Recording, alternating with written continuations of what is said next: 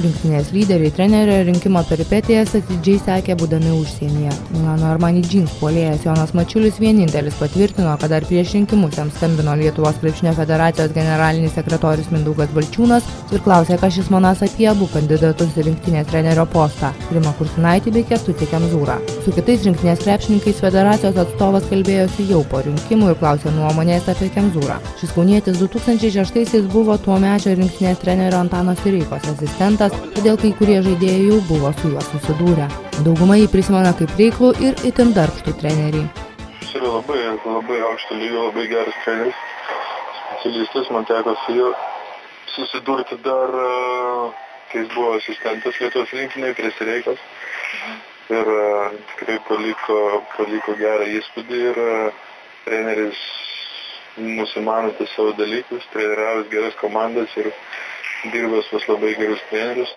Aš jį pažįstu kaip Rusijoj treneris, kaip iš Chimkašė buvo ir man jo filosofija labai taip kaip treneriu patikdavo. Jisai užsispyręs, jisai toks darbštus treneris, profesionalas ir reikalauja iš kitų darbo.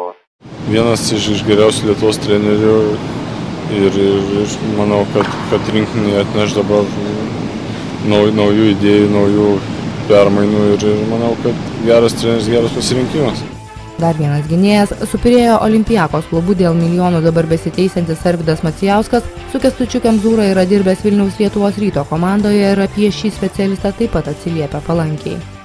Jisai pareigingas yra treneris, jisai daug domisi, nori, aišku, aš senai su juo bedirbau, jisai visą laiką norėdavo daug pasiekti, daug dirbdavo, toksai treneris fanatikas, sakykime, tokių trenerių daug nėra, kurie pasilikdami salėje arba namuose žiūrėtų vaizdaistės nuo ryto iki vakaro ar iki nakties, tai jisai tikrai atsidavė 100% savo darbui.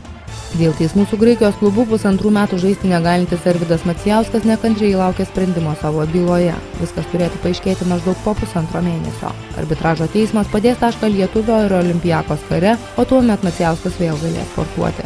Bet gynėjas nemano, kad iškart vėl žais kaip geriausiai savo karjeros metais, todėl realiai vertina ir savo galimybės grįžti į rinktinę. Rinktinė važiuoti tai geriausiai, tokie grybai kaip aš, kurie 1,5 metų nežaidė, mažiausiai ten reikalingi, nebent rankštastukus padavinė.